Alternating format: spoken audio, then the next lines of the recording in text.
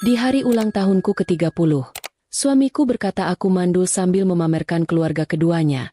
Tapi 10 hari kemudian, dia dan selingkuhannya histeris memohon ampunan padaku. Sebelum kita mulai lebih lanjut, yuk, tekan tombol suka, serta tombol subscribe agar tidak ketinggalan kisah menarik lainnya. Dan jangan lupa absen asal kota Bapak Ibu di kolom komentar.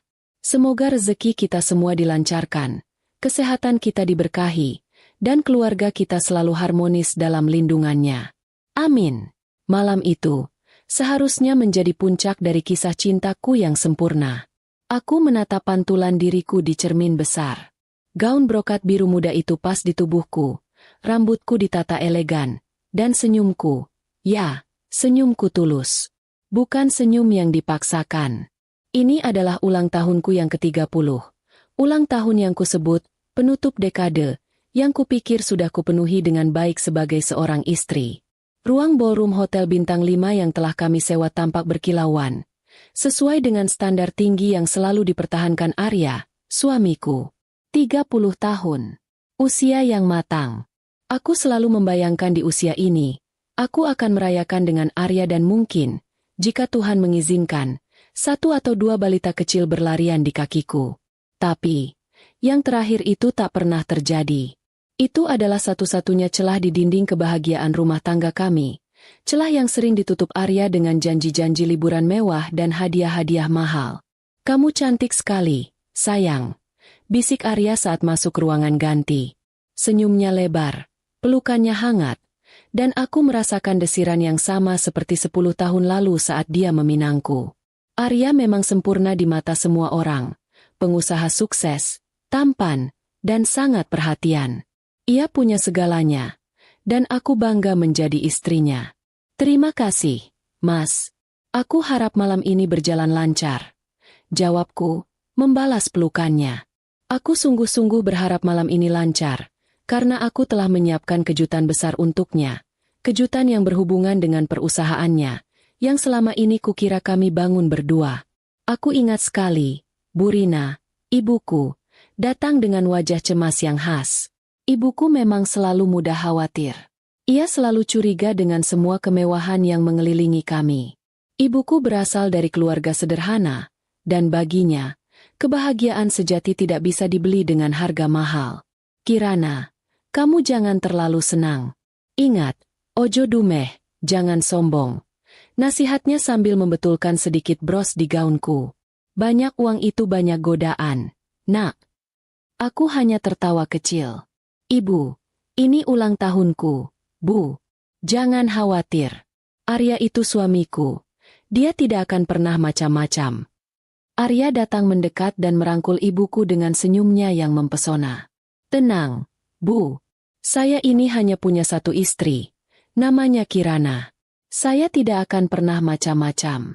Kirana adalah permata saya. Malam ini akan jadi malam paling indah untuknya. Ucap Arya dengan suara lantang, sengaja didengar beberapa pelayan yang kebetulan lewat. Sumpah, aku hampir menitikkan air mata saat itu. Kata-kata itu terasa sangat meyakinkan. Aku merasa bodoh telah meragukannya walau hanya sesaat. Saat jam 8 malam, ballroom sudah penuh. Ada sekitar 100 undangan, kolega bisnis Arya, teman-teman sosialitaku, dan beberapa kerabat dekat. Musik jazz mengalun lembut. Semua orang tertawa, minum sampanye, dan sibuk memuji betapa serasinya kami berdua. Arya mengambil mikrofon untuk memberikan sambutan.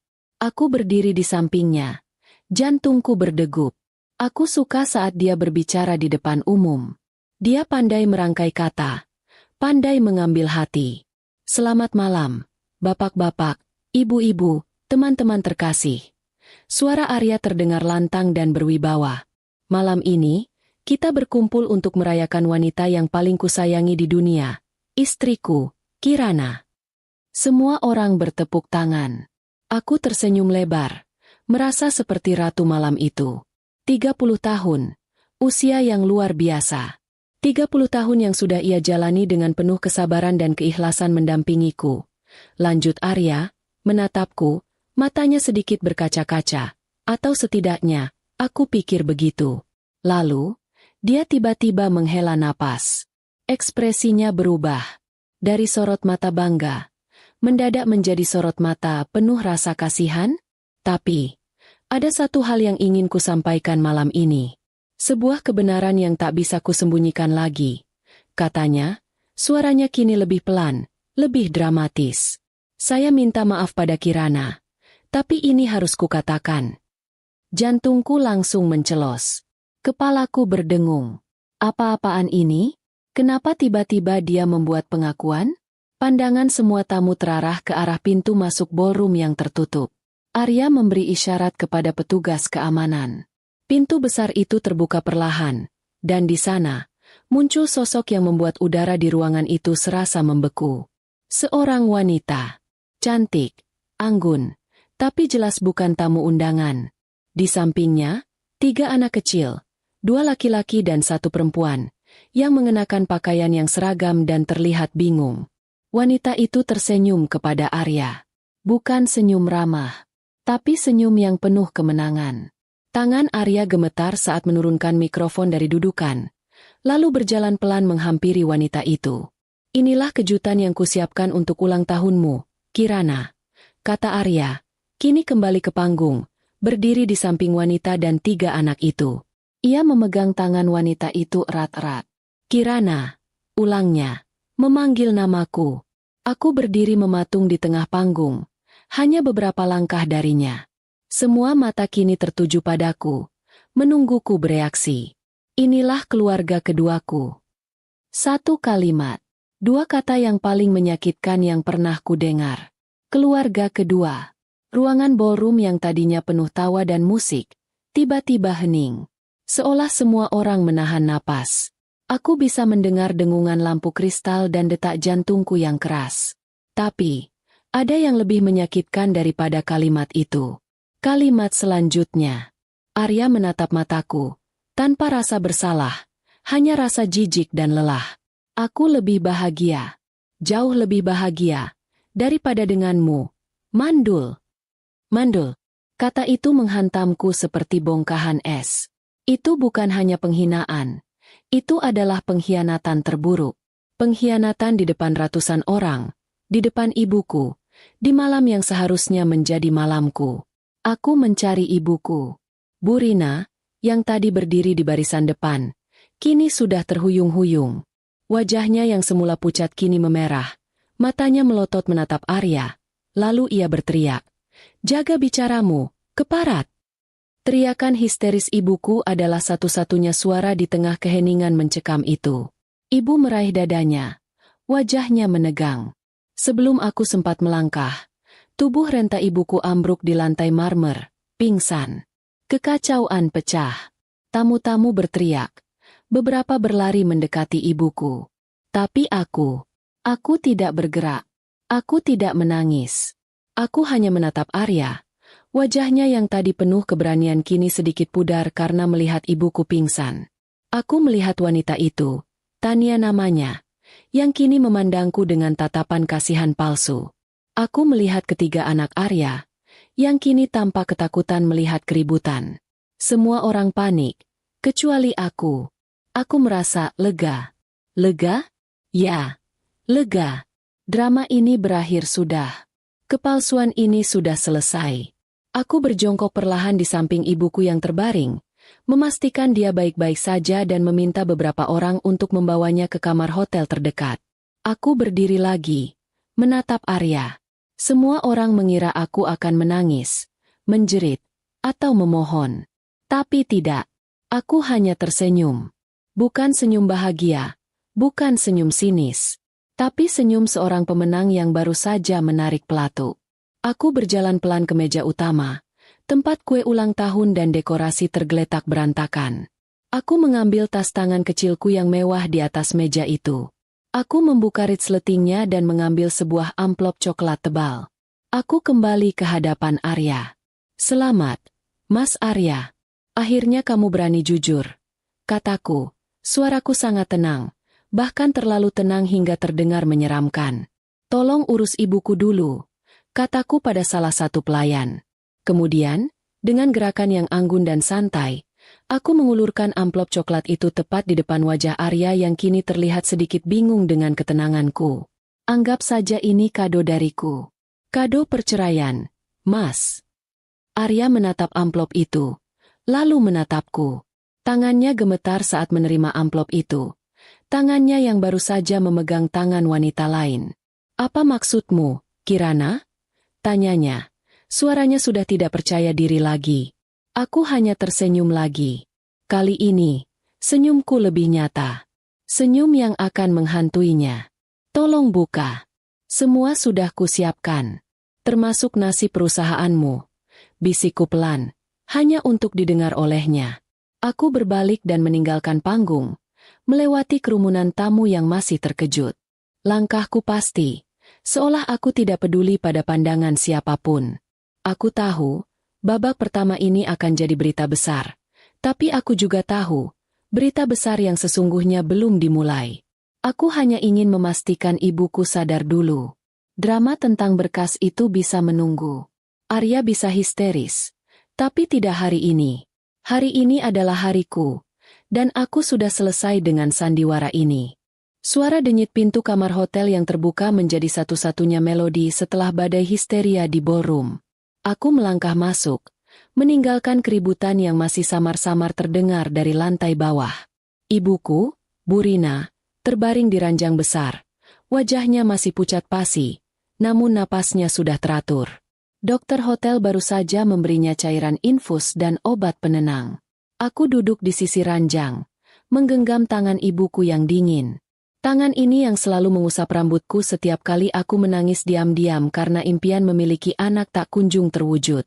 Tangan ini yang memelukku saat aku harus mendengar bisik-bisik dari keluarga besar Arya yang menyebutku, perempuan mandul pembawa sial. Dan kini, tangan ini menjadi saksi atas penghinaan publik yang Arya lemparkan. Aku tidak menangis. Anehnya, aku tidak bisa. Air mataku terasa kering, seolah sudah menguap sejak lama. Mungkin, sebagian diriku sudah mempersiapkan diri untuk hari ini, walau aku berharap ia tak akan pernah datang. Pengkhianatan Arya malam ini bukan kejutan, melainkan konfirmasi. Konfirmasi bahwa topeng kesempurnaan yang ia kenakan sudah benar-benar retak dan jatuh berkeping-keping. 1 jam berlalu dalam keheningan yang menyesakkan. Ibu membuka mata. Matanya langsung menemukan mataku, dan di sana, aku melihat campuran amarah, kesedihan, dan rasa bersalah. Kirana. Suaranya serak dan lemah. Ibu sudah sadar? Syukurlah. Ujarku tenang. Aku mengambil segelas air dan membantunya minum perlahan. Arya. Bedebah itu. Beraninya dia bicara begitu. Di depan semua orang. Ibu mencoba bangkit. Tapi aku menahannya dengan lembut. Tenang, Bu. Jangan emosi. Ingat kata dokter, ibu harus istirahat. Kataku, seolah kami sedang membicarakan cuaca, bukan kehancuran rumah tanggaku. Bagaimana ibu bisa tenang? Nah, kalian bercerai? Apa yang akan dikatakan orang? Kenapa kamu diam saja saat dia menghinamu mandul? Ibu terisak. Air mata yang tak bisa kuteteskan, justru keluar dari mata ibuku. Di saat seperti ini, aku tahu bahwa ibuku lebih membutuhkan kekuatan dariku daripada penghiburan. Aku tidak diam, Bu. Aku hanya menunggu giliran. Balasku, sambil tersenyum tipis. Menunggu giliran apa? Nah, harga diri kita sudah diinjak-injak. Harga diri kita tidak diinjak-injak, Bu. Kalau kita tidak mengizinkannya, aku meyakinkannya, mencium keningnya. Dengar, Bu, ibu harus istirahat. Aku akan segera kembali. Ada satu drama lagi yang harus kuselesaikan. Drama apa lagi, Kirana? Sudah cukup. Ini drama penutup, Bu. Setelah ini, kita akan hidup tenang. Percaya padaku. Aku tahu ibuku masih bingung dan khawatir. Tapi ada sesuatu dalam sorot mataku yang meyakinkannya. Sorot mata yang menunjukkan bahwa ini bukanlah akhir, melainkan permulaan. Ia mengangguk lemah, memejamkan mata. Aku beranjak dari kamar, menuju lobi hotel. Aku sudah meminta asistenku untuk memanggil Arya dan wanita itu, Tania, agar menunggu di sebuah ruangan kecil di dekat lobi. Aku ingin menyelesaikan ini jauh dari keramaian tamu. Saat aku membuka pintu ruangan, pemandangan di dalamnya membuatku tersenyum dalam hati. Arya, Tania, dan ketiga anak mereka duduk di sofa dengan suasana yang jauh dari kesan keluarga bahagia yang ia pamerkan tadi. Arya tampak gelisah, sesekali membenarkan dasinya yang sudah miring. Tania terlihat tegang. Tangannya sibuk menenangkan anak-anak yang mulai rewel karena sudah larut malam. Mereka tampak seperti sandiwara yang sudah dibubarkan, meninggalkan para aktornya dalam kebingungan. Kupikir kalian ingin merayakan kebahagiaan baru kalian. Mas, kenapa kalian terlihat seperti baru saja menghadiri pemakaman? Sapaku dengan nada ramah yang dibuat-buat. Arya langsung berdiri. Kirana, apa-apaan berkas ini? Ini gugatan cerai? Kenapa kamu tenang sekali? Apa kamu tidak sedih? Tanyanya, suaranya sedikit meninggi. Sedih? Tentu saja. Tapi aku lebih sibuk merencanakan masa depanku daripada menangisi masa lalu. Mas, jawabku, mengambil tempat duduk di seberang mereka. Tania, wanita itu, angkat bicara, mencoba terlihat berani. Kirana, kumohon, kami bisa bicara baik-baik. Kami tidak bermaksud. Tidak bermaksud? Kalian baru saja menghancurkan martabatku di depan ratusan orang. Tani, lalu sekarang kamu mau kita bicara baik-baik? Aku tertawa kecil, tawa yang tidak sampai ke mata. Baiklah, kita bicara baik-baik. Tapi kali ini, aku yang akan memimpin pembicaraan. Aku melihat Arya menghela napas, gestur kesombongan yang khas. Dengarkan aku, Kirana. Aku tahu kamu marah, dan wajar. Tapi jangan membuat keputusan bodoh. Kalau kamu menceraikanku, kamu tidak akan mendapatkan apa-apa. Siapa yang akan membayarmu? Kirana? Kamu tidak bekerja. Semua perusahaan ini adalah milikku. Kamu hanya dapat tunjangan yang kecil, dan kamu tahu itu. Ah, ini dia. Kartu as yang selalu ia banggakan. Kendali finansial. Terima kasih atas kekhawatiranmu, Mas. Kataku, sengaja menekankan kata, Mas. Tapi aku tidak khawatir soal uang. Aku mengambil flash drive yang tersimpan rapi di saku dalam gaunku. Aku meletakkannya di meja. Sebelum kita membahas gugatan cerai di dalam amplop coklat itu, kita bahas ini dulu. Kataku, menunjuk flash drive itu. Arya menatap flash drive itu dengan alis terangkat. Apa itu? Itu adalah salinan semua berkas yang sudah kuserahkan ke notaris sejak 3 hari lalu. Aku berhenti sejenak, menikmati kebingungan di wajah mereka. Ini adalah bagian humor yang sesungguhnya. Saat kesombongan bertemu dengan kenyataan yang menampar. Kamu ingat perusahaan yang kamu banggakan, Mas? Yang kamu bilang kamu bangun sendirian. Aku melanjutkan, suaraku datar. Aku ingat, kamu sering pamer betapa pintarnya kamu mengatur keuangan dan kepemilikan saham. Tiba-tiba, mata Arya membesar. Ekspresinya yang tadinya angkuh, kini berubah menjadi waspada. 7 tahun lalu, saat perusahaanmu mengalami krisis besar dan hampir bangkrut, kamu memintaku menandatangani beberapa berkas pinjaman bank. Bukan, tanyaku. Ya, dan itu semua sudah selesai. Kenapa kamu ungkit-ungkit? Tidak ada yang selesai, Mas. Kamu hanya fokus pada nama perusahaan, tapi lupa pada status kepemilikan. Sejak saat itu, untuk menghindari penyitaan bank dan menata ulang struktur keuangan, semua aset perusahaan, termasuk saham pengendali, dialihkan ke yayasan sosial yang sah atas namaku, sementara kamu menjadi direktur utama yang bertugas mengelola. Kamu ingat, Mas? Kita sepakat bahwa ini untuk keamanan aset. Jelasku, aku tahu aku sudah memukulnya tepat sasaran. Tentu saja aku ingat. Tapi itu kan hanya di atas kertas. Arya mulai panik. Justru itu, Mas. Itu bukan hanya di atas kertas. Itu adalah hukum, kataku, tersenyum lebih lebar. Saat aku dan ibuku melihatmu membawa keluarga baru dan menghinaku mandul, Saat itu juga, aku menelepon notaris dan menyuruhnya mengaktifkan klausa. Klausa yang menyatakan bahwa jika terjadi pengkhianatan dalam rumah tangga yang menyebabkan kerugian moral dan finansial pada pihak pemilik aset, yaitu aku, maka jabatan direktur utama akan dicabut seketika, dan semua akses keuangan dikunci. Semua aset perusahaan dikembalikan sepenuhnya ke tangan pemilik sah. Tiba-tiba, Tania, wanita itu, yang sedari tadi diam, langsung panik. Apa maksudmu, Arya? Bukankah kamu bilang kamu yang punya segalanya? Wajah Arya sudah pucat pasi. Ia meraih ponselnya yang tergeletak di meja dan mencoba menelepon. Percuma, Mas. Aku sudah menyuruh asistenku mengirimkan email resmi ke tim keuanganmu. Akses e-banking MU sudah diblokir. Kartu kredit korporatmu sudah dinonaktifkan. Besok pagi, saat kamu ke kantor, kamu hanya bisa masuk sebagai tamu. Jelasku santai, mencondongkan tubuh ke depan. Ketenangan di wajahku sungguh berbanding terbalik dengan kekacauan yang kusebarkan. Kamu gila, Kirana. Kamu merencanakan ini semua? Teriak Arya, amarahnya meledak. Tentu saja. Aku selalu bilang padamu, Mas, kalau aku tidak suka kejutan yang tidak terencana. Sedangkan kamu memberiku kejutan besar di ulang tahunku. Aku hanya membalasnya dengan kado yang pantas.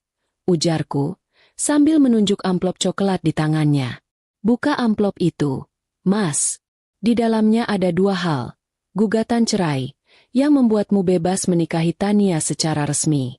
Dan yang kedua, surat pemberitahuan resmi penyitaan rumah, mobil, dan aset pribadi lainnya yang kamu beli atas nama perusahaan. Aku melihat mata Arya berputar, seolah ia mencoba mencari jalan keluar dari labirin hukum yang selama ini ia anggap sebagai permainan bodoh di atas kertas. Tania mulai menangis. Arya, bagaimana bisa?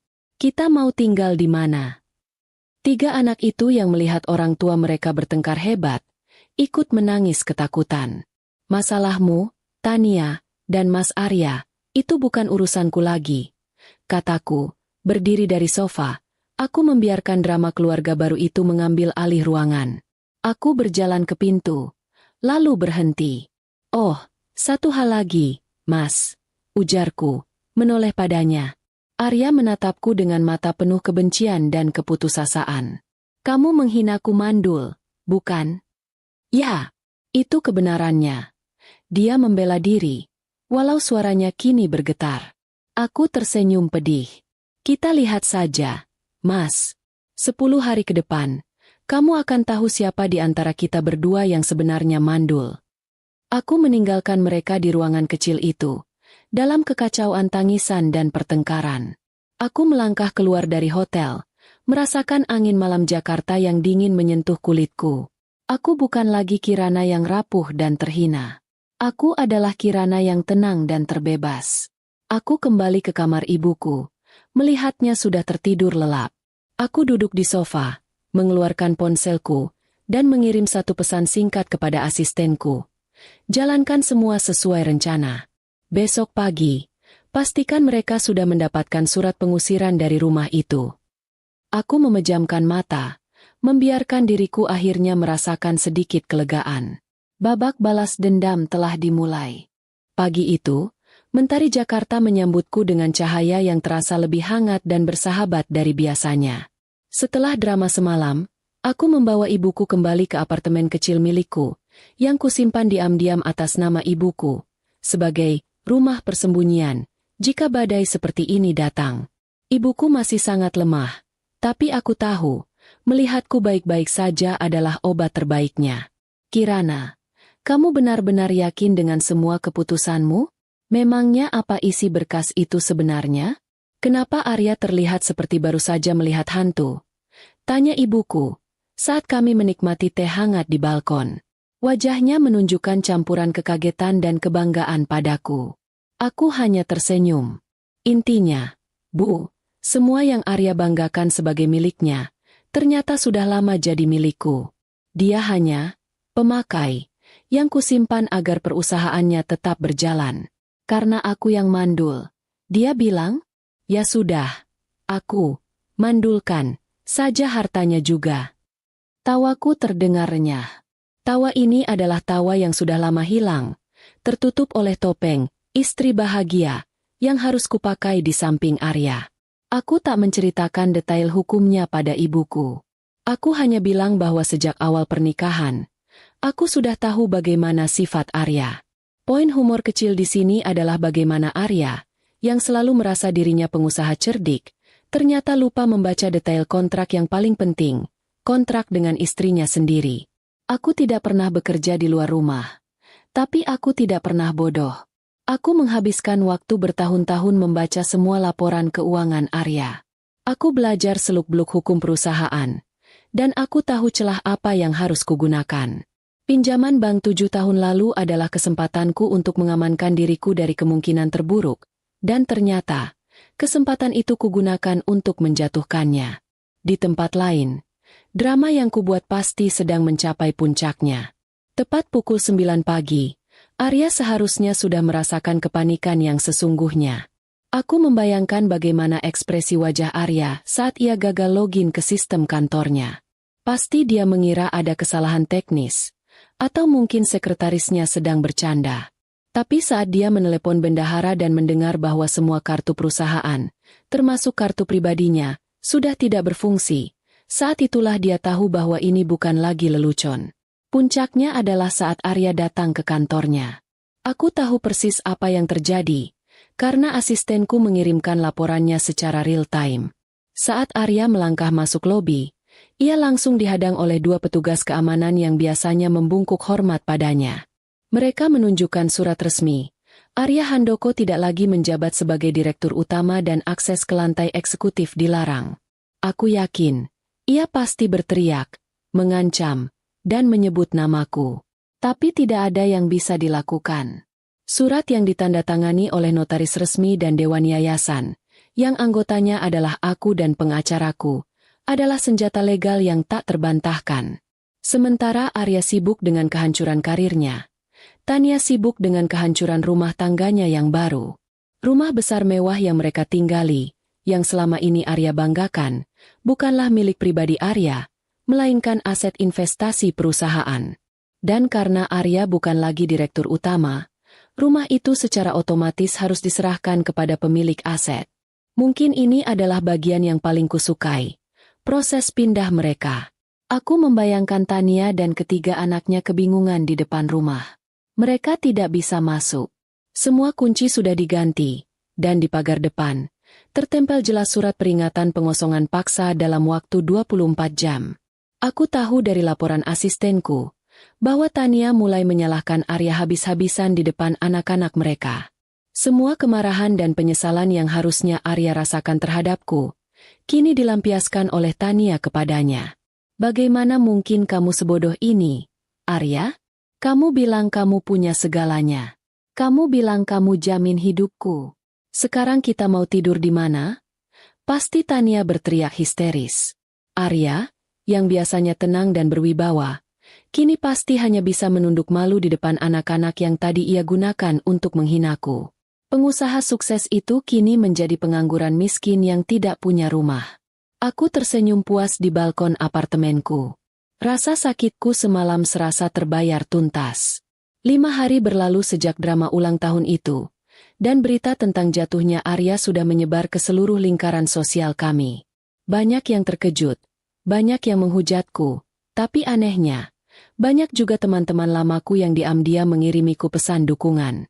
Mereka tahu bagaimana aku menderita karena cacian, mandul, selama bertahun-tahun.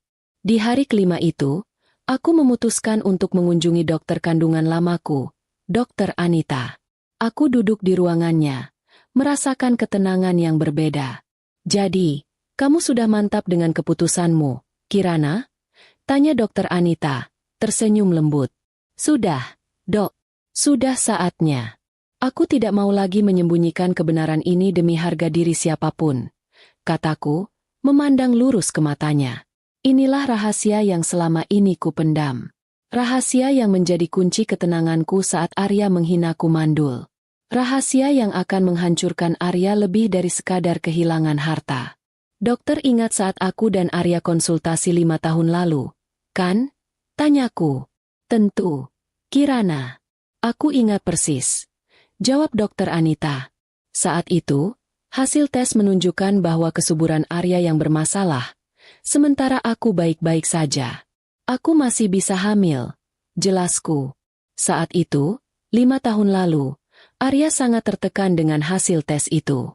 Dia, seorang pria sempurna dengan ego yang setinggi langit, tidak akan pernah bisa menerima kenyataan bahwa dia yang cacat. Dia memohon padaku, menangis, meminta agar kami merahasiakan hasil itu. Arya takut dihakimi. Dia takut reputasinya sebagai pria sejati runtuh. Aku, yang saat itu masih mencintainya dengan tulus, setuju. Aku rela menanggung hinaan, mandul, demi menjaga harga diri suamiku.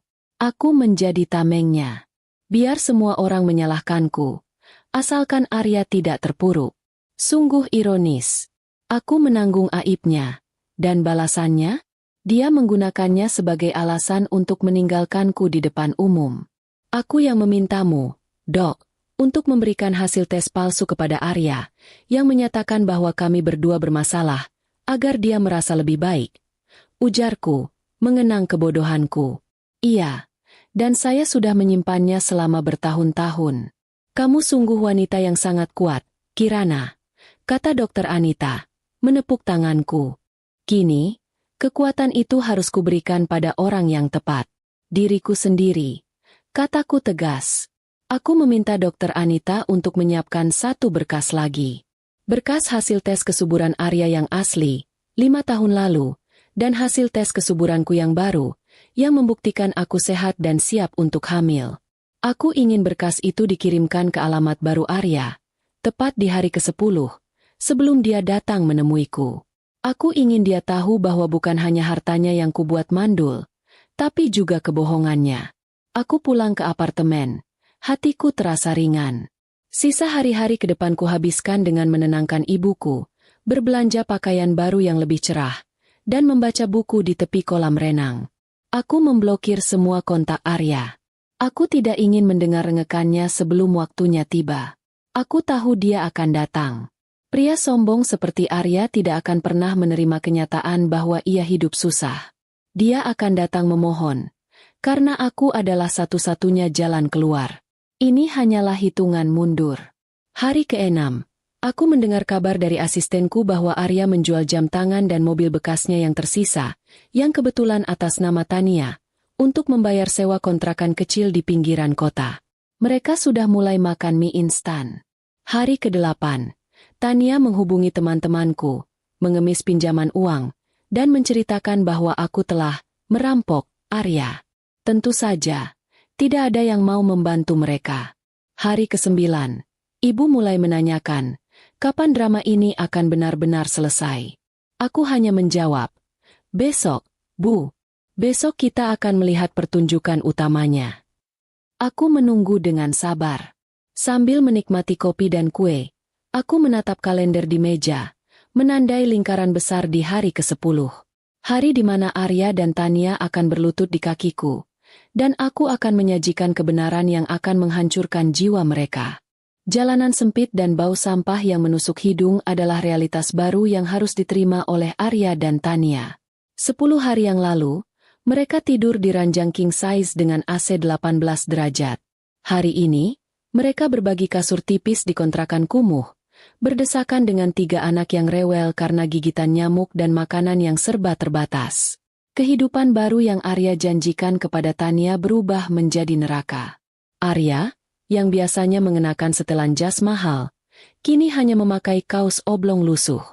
Dia duduk di lantai kontrakan, di bawah lampu bohlam yang remang-remang, merobek amplop coklat yang kuberikan malam itu, yang kini terlihat sangat asing di tengah tumpukan cucian kotor. Sejak hari ke-6, Arya sudah tahu bahwa aku serius. Semua upayanya sia-sia.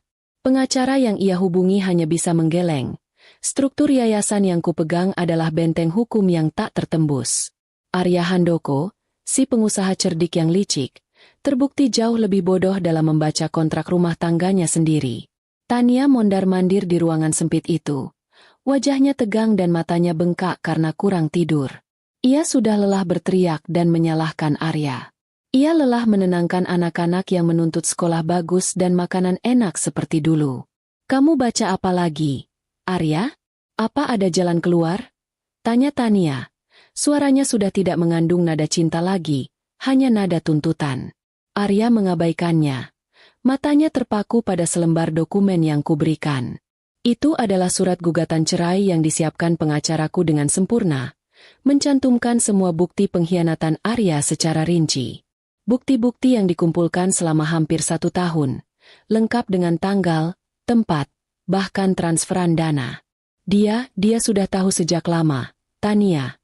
Bisik Arya, suaranya kering, seperti ada pasir di tenggorokannya. Dia tahu kita selingkuh. Dia tahu kita punya anak. Dia menyiapkan ini semua. Tentu saja dia tahu. Wanita mana yang tidak tahu suaminya punya perempuan lain? Tapi yang terpenting, apa yang ada di sini yang bisa menyelamatkan kita dari kemiskinan ini? Tania merebut dokumen itu. Arya hanya diam, lalu menghela napas panjang. Ia mengambil selembar dokumen lain, sebuah lampiran yang merinci aset perusahaan yang akan disita dan dijual. Ini yang paling gila, Tania, katanya, menunjuk daftar panjang itu. Semua mobil mewah, perhiasan, bahkan koleksi jam tanganku yang kusimpan di brankas kantor, semuanya atas nama yayasan. Dia sudah menjualnya. Menjualnya? Kapan? Beberapa hari setelah pesta itu. Itu adalah aset bergerak. Dia punya kuasa penuh. Dan uang hasil penjualannya digunakan untuk melunasi utang yayasan. Tidak ada sepeser pun yang masuk ke kantongnya. Dia melakukan ini bukan untuk kaya, tapi untuk melucuti semua kekayaan kita. Tania ambruk ke lantai, memegang kepalanya. Demi Tuhan, Arya, dia iblis. Wanita itu merencanakan kejatuhanmu sejak awal. Arya tidak membantah. Dia tahu itu benar. Ketenangan yang kulihat di mataku saat aku menyerahkan berkas itu kini terasa seperti pisau yang dingin. Dia bukan Kirana yang kukenal, kata Arya, bergumam pada dirinya sendiri. Kirana yang kukenal adalah wanita lemah yang menangis setiap kali mendengar kata mandul. Nah, dia jelas bukan wanita lemah sekarang. Dia adalah wanita yang membuat kita tinggal di kandang tikus ini, balas Tania. Kepanikan Tania mulai berubah menjadi pertengkaran hebat. Tania mulai menghitung mundur sejak kapan Arya mulai gagal memenuhi janjinya. Kamu bilang hidupku akan lebih baik. Aku rela meninggalkan pekerjaan dan keluargaku demi kamu, karena kamu kaya, teriak Tania. Disitulah humor gelap itu muncul. Pengakuan jujur bahwa cinta Tania hanyalah transaksi bisnis, bukan perasaan. Aku sudah bilang padamu untuk jangan berlebihan. Jangan hamil lagi. Tapi kamu memaksa ingin punya banyak anak dariku. Sekarang lihat, 3 anak ini adalah beban. Kita tidak bisa memberi mereka makan. Arya membalas. Amarahnya sudah meledak pada Tania, bukan padaku. Di tengah pertengkaran itu, salah satu anak kecil, Lani, menangis ketakutan. Ayah, Bunda, Lani lapar. Lani mau bubur ayam. Tangisan Lani adalah titik balik. Arya dan Tania terdiam. Mereka melihat realitas kejam di depan mata. Anak-anak mereka menderita karena keegoisan mereka. Tania kini beralih dari menyalahkan Arya menjadi menyalahkan dirinya sendiri. Seharusnya aku tidak pernah mendekatimu. Seharusnya aku tidak percaya janji manismu. Seharusnya aku tahu, wanita sebaik Kirana tidak mungkin pantas untuk pria seperti kamu, kata Tania. Air matanya menetes bukan karena penyesalan pada diriku, melainkan penyesalan karena memilih pria yang salah dan kini jatuh miskin. Arya tidak punya jawaban. Ia hanya menunduk, merasakan sakit yang luar biasa. Bukan sakit karena diceraikan, tapi sakit karena ia telah kehilangan segalanya. Harta, harga diri, dan kini, ia mulai kehilangan rasa hormat dari keluarga baru yang ia banggakan. Saat itulah, terdengar suara sepeda motor berhenti di depan kontrakan mereka. Seorang kurir datang, membawa sebuah amplop surat. Permisi, Pak Arya Handoko. Tanya kurir itu. Arya menerima amplop itu dengan bingung. Itu bukan amplop bank atau pengadilan. Amplop itu bertanda dari sebuah klinik kesehatan. Ini apa lagi? Tanya Tania. Arya membukanya dengan tangan gemetar. Di dalamnya, ada 2 hasil tes laboratorium. Hasil tes kesuburan yang asli, bertanggal 5 tahun lalu, dari Dokter Anita. Arya membaca cepat. Matanya langsung membelalak. Membaca kesimpulan di bawah nama, Arya Handoko. Infertilitas laki-laki tingkat sedang. Ia membaca hasil tes kedua, yang bertanggal seminggu lalu, atas namaku, Kirana. Kesuburan baik, tidak ada indikasi kemandulan. Kedua berkas itu jatuh dari tangan Arya, mendarat di lantai yang kotor. Seketika, Arya tidak merasakan apa-apa. Tidak ada amarah, tidak ada kesedihan. Hanya kekosongan yang membekukan. Apa itu? Arya? Apa isinya? Desak Tania, mengambil berkas itu. Tania membacanya. Lalu ia menatap Arya. Ada tatapan ngeri, jijik, dan penipuan yang mendalam. Kamu yang mandul? Tanya Tania, suaranya tercekat. Kamu menghina Kirana di depan umum. Demi harga dirimu yang palsu? Kamu bilang Kirana mandul. Padahal kamu yang tidak bisa punya anak. Arya tahu. Ini adalah pukulan terkuat. Ini bukan soal harta lagi. Ini adalah soal kebenaran. Aku tidak hanya melucuti hartanya. Aku melucuti martabat dan kebanggaannya sebagai laki-laki. Aku membalas kata-katanya di pesta ulang tahun. Dengan bukti tak terbantahkan. Dia berbohong. Dia yang memintaku merahasiakan ini. Dia menanggung aib ini untukku. Teriak Arya, mencoba membela diri. Tania menggeleng. Tidak, dia tidak berbohong. Dia berkorban. Dan kamu? Kamu mengkhianati pengorbanannya. Lalu kamu menggunakan aibmu sendiri untuk mencampakkannya. Tangisan Tania berubah menjadi raungan frustrasi. Bukan lagi tangisan karena uang hilang, tapi tangisan karena ia telah menghabiskan 5 tahun hidupnya bersama seorang pembohong besar yang kini bangkrut dan tidak berharga. Arya bangkit. Wajahnya sudah tidak berbentuk. Ia melihat cermin kecil yang retak di dinding. Ia melihat pantulan dirinya. Seorang pria yang kehilangan segalanya. Bahkan kebenaran tentang dirinya sendiri. Aku harus menemuinya. Tania. Aku harus mohon ampun, kata Arya. Suaranya penuh keputusasaan. Untuk apa? Agar dia menertawaimu. Tidak. Agar dia mengembalikan perusahaanku.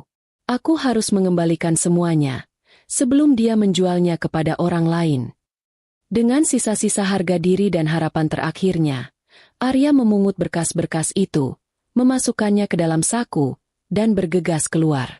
Ia meninggalkan Tania yang kini hanya bisa menangis sendirian di kontrakan, menyesali bahwa ia telah memilih cinta buta yang berujung pada kebangkrutan.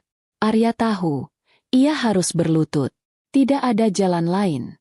Dan aku sudah menunggunya, sambil menikmati hari ke-10ku yang penuh kemenangan. Hari ke-10 terasa seperti hari terindah di hidupku.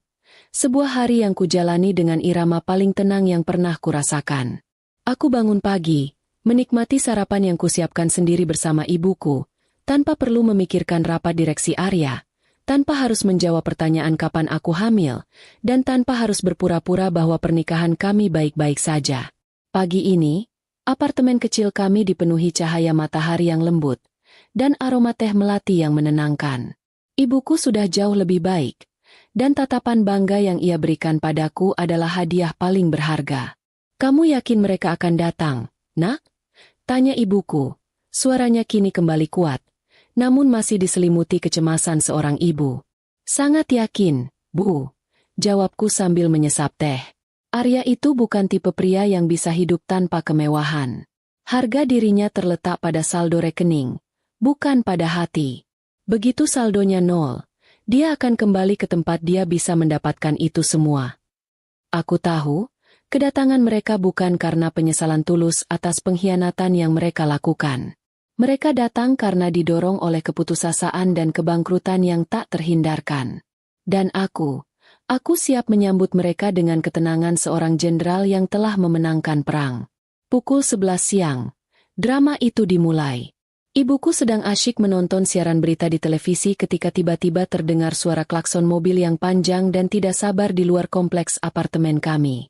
Setelah itu, terdengar teriakan histeris yang memanggil namaku. Kirana! Kirana! Buka pintunya! Aku mohon. Suara itu serak, parau, dan sangat putus asa. Itu suara Arya. Aku menoleh ke ibuku, yang sudah berdiri dengan wajah panik. Ibu tenang saja. Jangan buka pintu. Biarkan mereka berteriak sebentar. Pintaku, sambil berjalan menuju jendela. Aku mengintip dari celah tirai. Di sana, di depan gerbang apartemen yang tidak mewah ini, berdiri Arya dan Tania. Pemandangan mereka membuatku tanpa sadar tersenyum. Arya yang kukenal selalu rapi dan berwibawa, kini mengenakan kemeja kusam yang sudah kusut, rambutnya berminyak, dan wajahnya dipenuhi janggut tipis yang membuatnya tampak jauh lebih tua. Sementara Tania, si wanita cantik yang selalu tampil fashionable, kini terlihat acak-acakan. Riasannya luntur, dan pakaiannya tampak seperti pakaian bekas yang sudah dicuci berkali-kali. Mereka berdua dikelilingi oleh petugas keamanan apartemen yang terlihat bingung dan risih. Kirana, demi Tuhan, aku mohon. Aku tahu aku salah. Buka pintunya. Arya berteriak lagi, memukul gerbang besi. Mereka terlihat mengenaskan. Nak, bisik ibuku, merasa iba. Aku menggeleng. Ini bukan iba, Bu. Ini adalah hasil dari kesombongan yang mereka tanam sendiri. Aku tidak akan mengizinkan mereka masuk sebelum mereka merasakan rasa hormat yang sesungguhnya. Aku mengambil ponsel, menelepon kepala keamanan. Tolong izinkan mereka masuk, tapi suruh mereka naik sendirian. Jangan biarkan mereka membawa anak-anak. Aku tidak mau drama tangisan anak di rumahku. Perintahku tenang. 5 menit kemudian, aku mendengar suara langkah kaki yang tergesa-gesa di koridor. Pintu apartemenku yang sederhana diketuk dengan tidak sabar. Nyaris digedor. Aku menatap ibuku.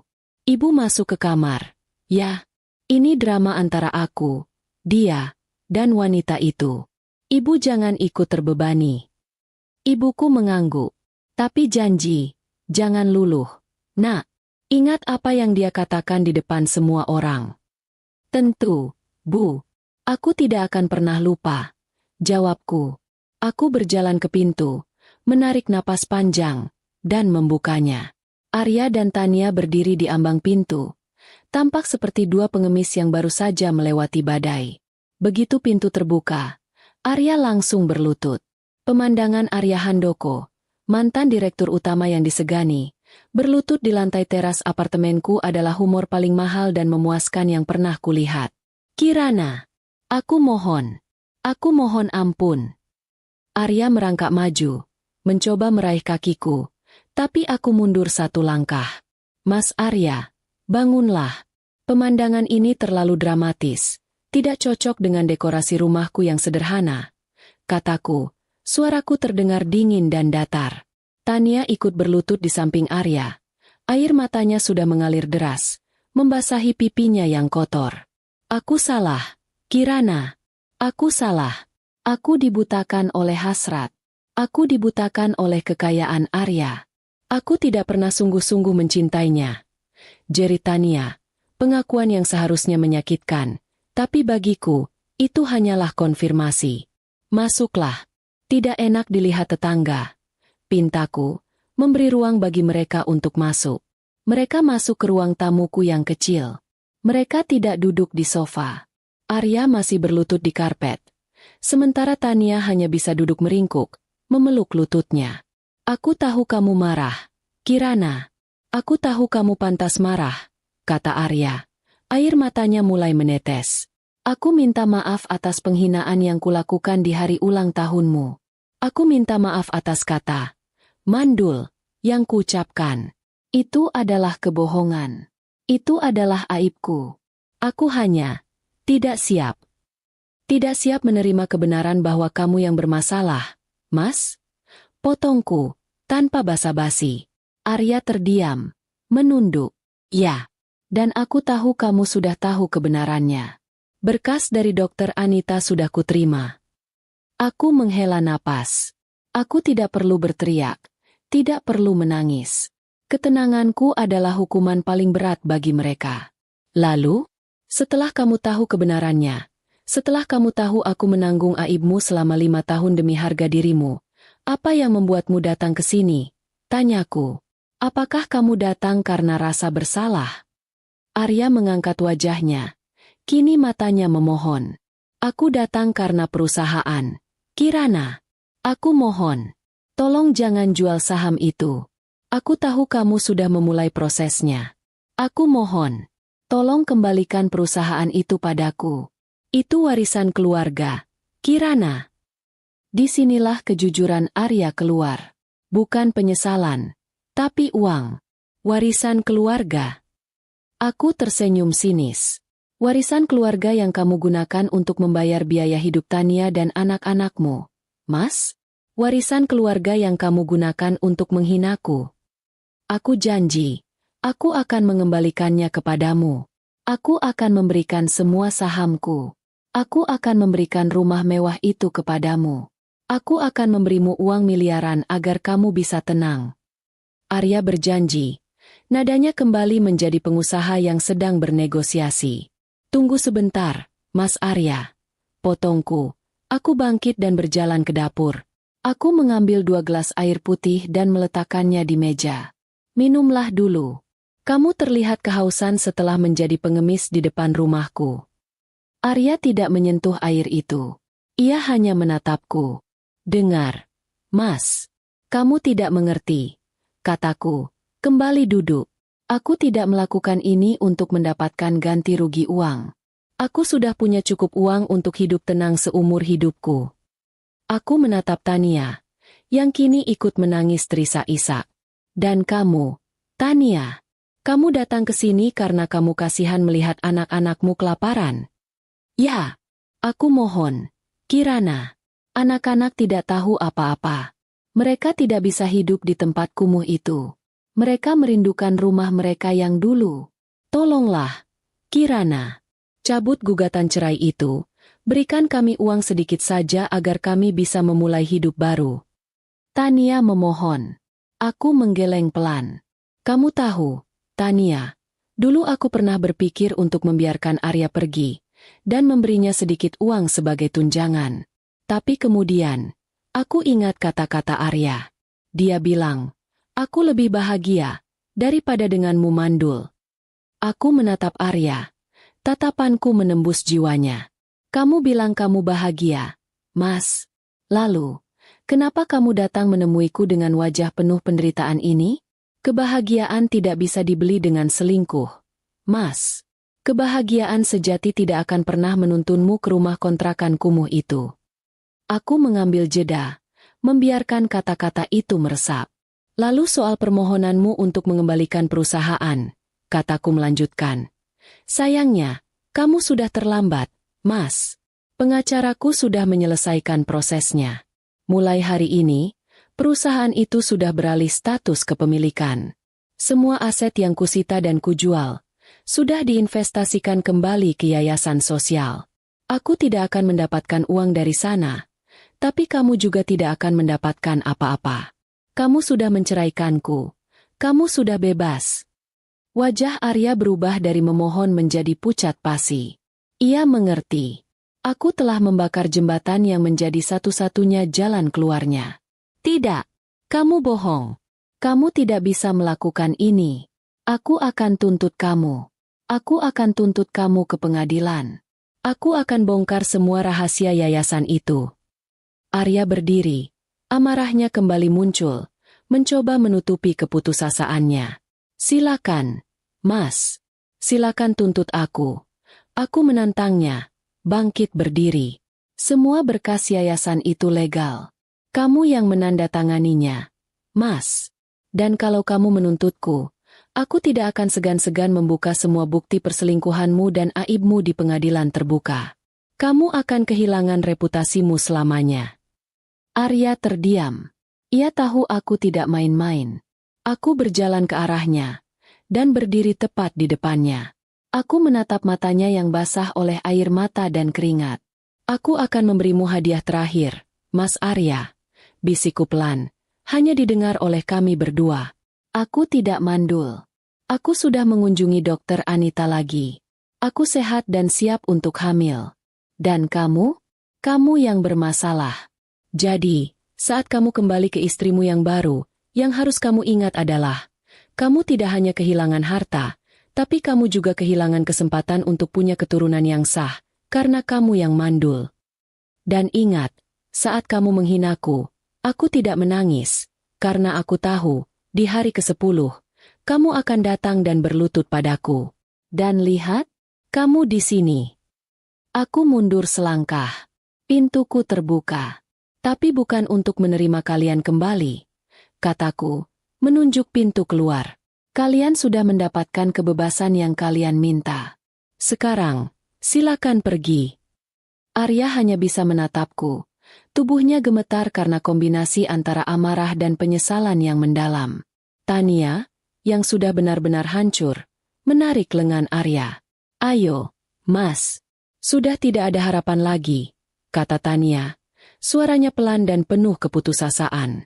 Mereka berdua berjalan gontai menuju pintu. Saat mereka melangkah keluar, aku melihat punggung mereka. Punggung dua orang yang kehilangan segalanya. Aku menutup pintu apartemenku. Menguncinya. Aku bersandar di pintu, mengambil napas dalam-dalam. Akhirnya, selesai. Ibuku keluar dari kamar. Matanya berkaca-kaca. Mereka sudah pergi, Bu. Kataku, memeluknya erat. Ya, Nak. Mereka sudah pergi. Ibuku mengangguk. Dan kamu menang. Kamu sudah bebas. Kami berdua saling berpelukan. Dan untuk pertama kalinya sejak malam pesta itu, aku membiarkan diriku tersenyum lega. Kado ulang tahunku memang pahit. Tapi balasanku jauh lebih manis. Setelah gerbang apartemenku tertutup rapat, aku tidak lagi mendengar teriakan histeris Arya dan Tania. Aku hanya mendengar keheningan yang mahal, keheningan yang terasa seperti pelukan hangat. Di hari itu, aku merasa benar-benar menjadi diriku sendiri lagi, bukan sekadar pelengkap di samping seorang pria kaya. Aku bukan lagi istri mandul yang dipuja-puja karena perhiasannya, tetapi Kirana, wanita mandiri yang berhasil menyingkirkan pengkhianatan dari hidupnya. Aku dan ibuku menghabiskan sisa hari itu dengan memasak makanan rumahan yang sederhana. Kami tertawa ringan, mengenang masa-masa sulit dulu, dan mensyukuri bahwa kini kami tidak perlu lagi berpura-pura di depan orang lain. Ibuku tampak jauh lebih muda. Beban kecemasan yang selama ini ia pikul karena melihat penderitaanku telah terangkat. Namun, ketenangan ini hanya di dalam rumah. Di luar sana, di kalangan sosialita dan dunia bisnis, kejatuhan Arya Handoko adalah berita utama yang panas. Dalam lingkaran pergaulan kami, drama yang kubuat ini menjadi gosip yang lebih seru dari sinetron. Aku tahu persis apa yang mereka bicarakan. Ada dua kubu. Kubu pertama, yang didominasi oleh kolega bisnis Arya, tentu saja menghujatku sebagai wanita licik dan pendendam. Mereka menyebutku istri yang tidak tahu berterima kasih karena telah merampok perusahaan yang dibangun suaminya. Mereka tidak peduli pada pengkhianatan Arya. Bagi mereka, uang adalah segalanya. Tapi, ada kubu kedua, yang mayoritas adalah sesama wanita yang diam-diam telah lama muak dengan arogansi Arya dan gaya hidup Tania yang pamer. Mereka adalah wanita-wanita yang selama ini menyaksikan bagaimana aku menanggung hinaan, mandul, dengan senyum palsu. Kelompok ini memberiku dukungan diam-diam. Mereka mengirim pesan singkat, bukan untuk mengomentari uang, tapi untuk mengucapkan selamat atas keberanianku. Aku tidak peduli dengan komentar kubu pertama. Mereka adalah orang-orang yang hanya menilai-nilai seseorang dari seberapa tebal dompetnya. Ini adalah poin humor yang memuaskan, melihat bagaimana para pria sombong itu kebingungan karena ternyata wanita yang mereka anggap bodoh bisa mengalahkan salah satu dari mereka. Beberapa hari kemudian, pengacaraku menelepon, memberikan laporan akhir. Semua proses administrasi perceraian sudah selesai. Kami resmi berpisah. Aku juga sudah membereskan semua yang tersisa. Aku menjual semua perhiasan mewah dan tas branded yang pernah Arya berikan. Bukan karena aku butuh uangnya, tapi karena aku ingin menyingkirkan setiap jejak dari masa laluku bersamanya. Setiap benda itu terasa seperti kepalsuan yang berat. Uang hasil penjualannya? Aku mendonasikan sebagian besar ke panti asuhan, dan sebagian lagi kugunakan untuk memulai proyek baru. Sebuah yayasan yang fokus pada pendampingan wanita yang mengalami kesulitan dalam rumah tangga dan kesehatan reproduksi. Aku tidak hanya ingin bangkit. Aku ingin menggunakan pengalamanku untuk membuat perbedaan kecil. Sambil mengurus surat-surat yayasan, aku memutuskan untuk kembali ke hobi lamaku yang sempat kukorbankan demi peran sebagai Nyonya Arya Handoko. Bercerita. Aku teringat betapa aku senang menulis dan mendongeng saat masih kuliah. Aku ingin membuat sebuah wadah, tempat orang bisa mendengarkan kisah-kisah hidup yang menginspirasi, yang penuh drama, tapi juga penuh hikmah. Dan di sanalah, di ruang tamu apartemenku yang sederhana, lahirlah ide untuk kanal YouTube-ku, Teras Berkisah. Aku mulai merekam video pertamaku. Aku tidak menunjukkan wajahku, hanya suaraku yang kubuat sealami mungkin, dengan latar belakang ilustrasi sederhana. Aku memilih cerita rakyat yang sudah dimodifikasi dengan sentuhan isu modern. Responnya mengejutkan. Penontonku suka dengan gaya berceritaku yang tenang dan tidak bertele-tele. Aku memilih target penonton orang tua usia 50-an ke atas, karena mereka adalah generasi yang haus akan cerita tulus, bukan gimmick modern. Mereka mencari ketenangan dan kearifan dalam setiap kisah. Dan aku menemukan kebahagiaan baru dalam menyalurkan suaraku. Di sela-sela kesibukanku membangun, Teras Berkisah, dan yayasan, kabar dari kehidupan baru Arya dan Tania sesekali tersiar. Mereka benar-benar menderita. Arya tidak bisa mendapatkan pekerjaan yang layak, karena berita tentang kebangkrutan dan aibnya sebagai mantan suami yang dikalahkan istrinya sendiri sudah terlanjur menyebar. Tidak ada perusahaan besar yang mau mengambil risiko mempekerjakan pria yang terbukti ceroboh dalam mengelola aset. Tania, yang terbiasa hidup mewah, tidak bisa beradaptasi.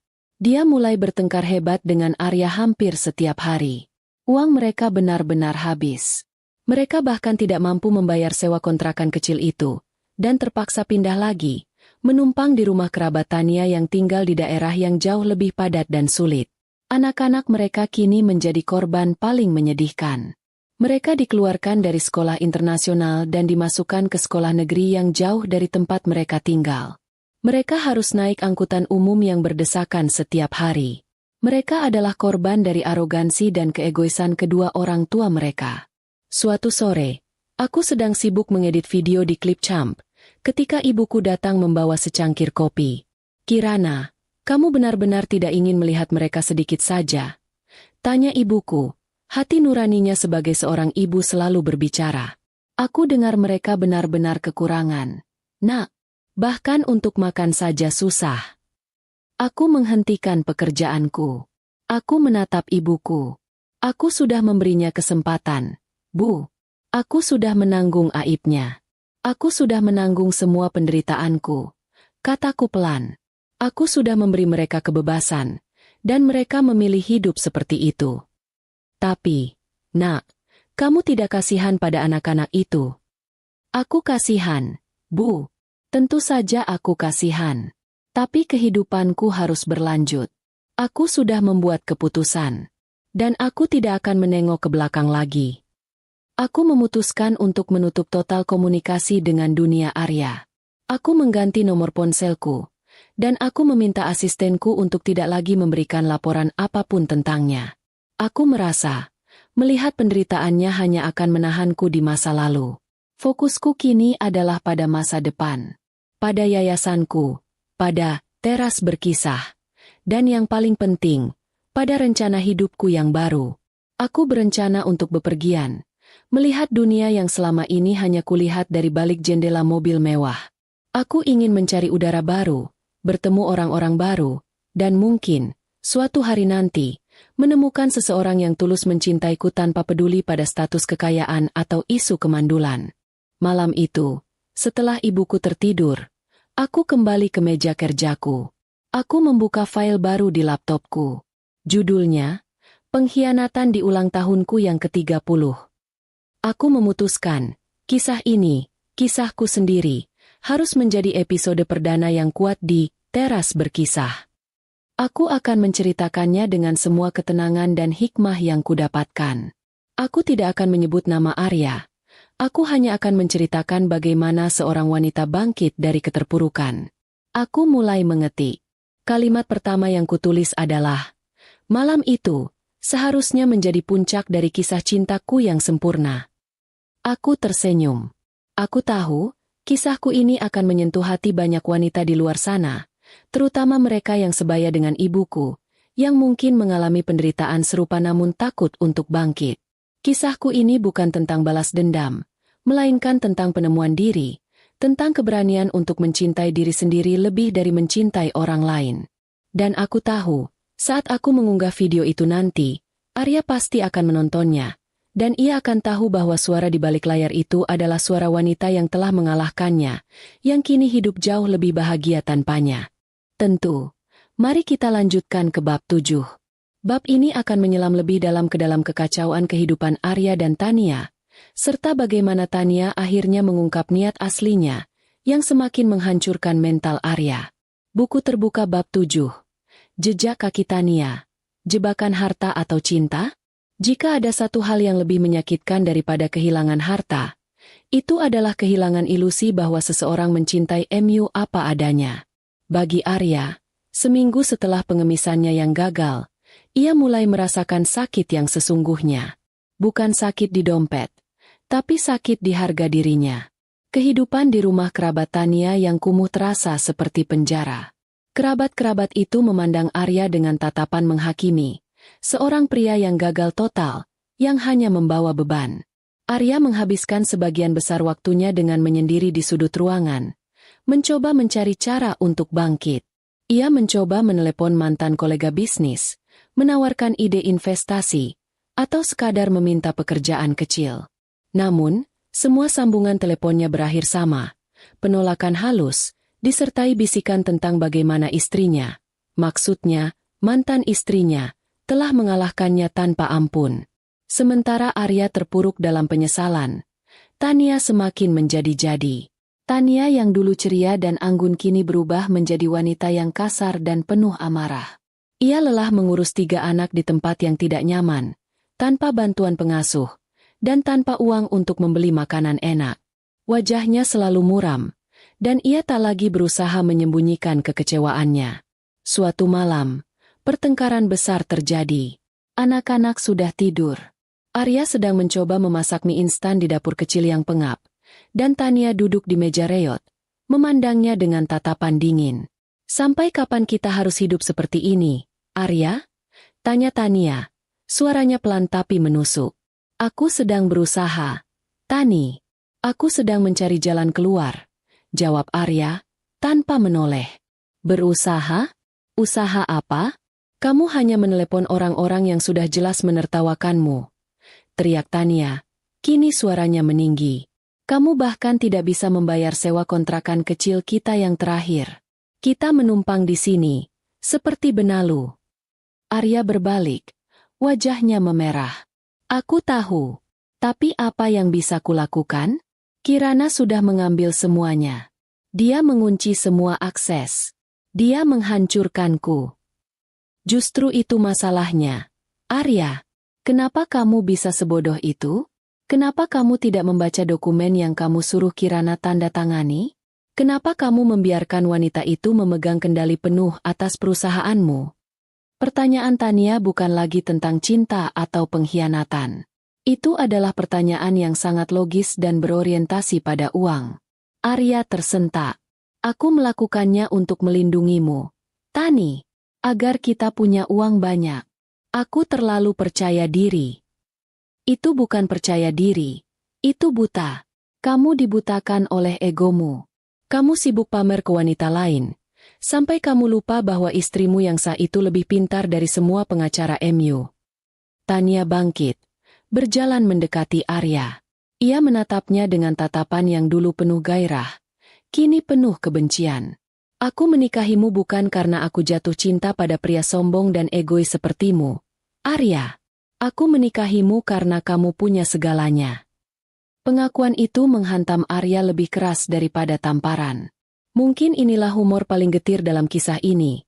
Tania, yang dulu ia banggakan sebagai cinta sejatinya, kini mengakui bahwa dia hanyalah pemburu harta yang gagal. "Apa maksudmu, Tani?" tanya Arya. Suaranya serak. Ia merasa dadanya sesak. Selama ini, dia berpikir bahwa Tania mencintainya lebih dari aku. Kirana mencintainya. Ia mengira Tania adalah pembalasan atas kemandulanku. "Aku mendekatimu karena statusmu. Semua wanita di luar sana mau kamu. Karena kamu kaya. Aku ingin anak-anakku hidup mewah. Aku ingin jadi sosialita. Aku melihat Kirana tidak bisa memberimu anak, dan aku tahu itu adalah celah untukku masuk." Jelas Tania, tanpa tedeng aling-aling. "Aku mengira Kirana hanya wanita polos yang tidak tahu apa-apa. Aku tidak menyangka dia adalah iblis yang cerdas." Tania menjerit frustrasi. "Kamu tahu betapa menderitanya aku sekarang? Aku harus mencuci piring, mencuci baju. Aku harus mengurus anak-anak. Hidupku hancur karena kebodohanmu yang membiarkan Kirana menghancurkanmu." Air mata yang keluar dari mata Tania bukanlah air mata penyesalan karena menyakiti perasaanku, tapi air mata penyesalan karena salah memilih korban. Arya ambruk di lantai, memegangi kepalanya. Ia baru menyadari betapa bodohnya ia selama ini. Ia mencampakkan istri yang menanggung aibnya, demi wanita yang hanya mencintai hartanya. "Jadi, kamu tidak pernah mencintaiku?" bisik Arya, tak percaya. "Cinta? Apa itu cinta, Arya?" "Aku mencintai uangmu. Dan uangmu sudah hilang," jawab Tania tajam. "Dan kamu bilang kamu ingin kita punya banyak anak karena kamu mencintaiku." Tania tertawa sinis. "Itu agar aku bisa mengikatmu lebih kuat. Agar Kirana terlihat semakin menyedihkan. Aku ingin menggantikan posisinya secara total." Pengakuan Tania adalah akhir dari segala ilusi Arya. Ia kehilangan harta, kehilangan harga diri karena kebenaran tentang kemandulannya terungkap, dan kini, ia kehilangan satu-satunya alasan mengapa ia meninggalkan rumah tangganya, cinta baru yang ia kira lebih tulus. Semua kemewahan dan kebanggaan yang ia miliki tidak lagi berarti. Ia dikhianati oleh wanita yang ia pilih, dan ia telah menghancurkan wanita yang sebenarnya mengorbankan segalanya untuknya. Kirana, dia benar," gumam Arya. "Teringat kata-kataku saat aku menyerahkan berkas itu. Anggap saja ini kado dariku. Kado yang menghancurkan seluruh hidupnya, sedikit demi sedikit, dan sangat terencana." Tania yang melihat Arya hanya bisa bergumam dan menangis, semakin muak. "Sudah cukup. Aku tidak tahan lagi di sini," teriak Tania. "Aku akan membawa anak-anak dan kembali ke ibuku. Mungkin mereka masih mau menerimaku." "Lalu bagaimana denganku, Tani? Kamu akan meninggalkanku?" tanya Arya. Matanya menatap Tania dengan tatapan ketakutan. Kamu urus saja dirimu sendiri. Cari pekerjaan. Aku tidak butuh pria miskin dan mandul sepertimu." Tania mengemasi barang-barangnya dengan cepat, tanpa mempedulikan Arya yang menangis terseduh-seduh di lantai. 3 anak kecil itu terbangun, dan mereka hanya melihat ibunya berteriak dan ayahnya menangis. Arya ditinggalkan sendirian di ruangan kecil itu, dikelilingi oleh puing-puing kehidupan yang ia bangun di atas kebohongan. Ia menyadari, Kirana tidak hanya menceraikannya, Kirana telah mengisolasi dan memiskinkannya secara total. Ia melihat kembali berkas dari Dokter Anita. Kemandulannya yang ia tutupi dengan arogansi kini menjadi bumerang paling mematikan. Ia telah mencampakkan wanita yang bisa memberinya cinta tulus dan menanggung aibnya, demi wanita yang meninggalkannya begitu ia jatuh miskin. Di titik terendah ini, ia tidak lagi berpikir tentang perusahaan. Ia hanya berpikir tentang satu hal, memohon ampunan sejati kepada Kirana. Ia bangkit dari lantai. Ia harus mencariku. Ia harus menemuiku dan mengatakan bahwa ia menyesal. Ia harus menemuiku, bukan sebagai pengusaha yang bangkrut, tapi sebagai pria yang telah kehilangan jiwanya. Sementara itu, di apartemenku yang sunyi, aku sedang merekam narasi untuk video Teras Berkisah pertamaku. Aku berbicara tentang pentingnya menghargai kejujuran dan kekuatan seorang wanita. Aku tersenyum puas. Aku tahu, drama hidup Arya dan Tania baru saja mencapai babak yang paling menyakitkan bagi mereka. Dan aku telah memenangkan pertarungan itu tanpa harus melumuri tanganku dengan kebencian. Kesibukan mengurus yayasan dan membangun teras berkisah adalah perisai terbaikku dari bisikan masa lalu. Setelah pertemuan yang penuh drama dengan Arya dan Tania, aku memutuskan untuk tidak lagi membuang energi memikirkan nasib mereka. Pengacaraku sudah menerima instruksi terakhir. Selesaikan semua urusan aset bergerak dan tidak bergerak yang masih terafiliasi dengan nama Arya Handoko di bawah bendera yayasan. Aku ingin menutup bab ini sepenuhnya, agar tidak ada lagi celah hukum yang bisa dimanfaatkan Arya jika suatu saat ia menemukan cara untuk bangkit. Aku harus memastikan kehancurannya permanen. Tugas pengacaraku cukup sederhana, menjual semua yang tersisa. Rumah mewah yang pernah menjadi mahligai pernikahan kami, yang kini kosong karena sudah ditinggalkan Arya dan Tania, adalah target utama. Meskipun status hukumnya milik yayasan, rumah itu masih terbebani utang KPR yang dulu digunakan Arya untuk memodali beberapa bisnisnya. Aku memberikan instruksi tegas, jual dengan harga pasar yang wajar. Uang hasil penjualannya harus digunakan untuk menutup semua utang, dan sisanya dialihkan sepenuhnya ke kas yayasan yang baru. Aku tidak mengambil sepeser pun. Ini adalah humor yang memuaskan, melihat Arya kehilangan aset triliunan, sementara aku, yang dicap mata duitan olehnya, tidak menyentuh hasilnya. Beberapa hari kemudian, proses itu selesai. Rumah itu berpindah tangan. Mobil-mobil mewah terakhir, termasuk mobil sport yang dulu Arya beli khusus untuk pamer, juga laku terjual. Setiap penjualan itu bukan hanya transaksi uang, itu adalah penghapusan satu persatu kenangan pahit yang pernah mengikatku. Aku menerima laporan dari pengacaraku, sebuah file PDF tebal yang merinci setiap transaksi, setiap lunasan, dan setiap pengalihan dana. Setelah semua utang terbayar, dan semua dana dialihkan ke tujuan sosial, saldo rekening Arya Handoko, yang dulunya penuh sesak, kini resmi menyentuh angka 0. Ia benar-benar kembali ke titik 0.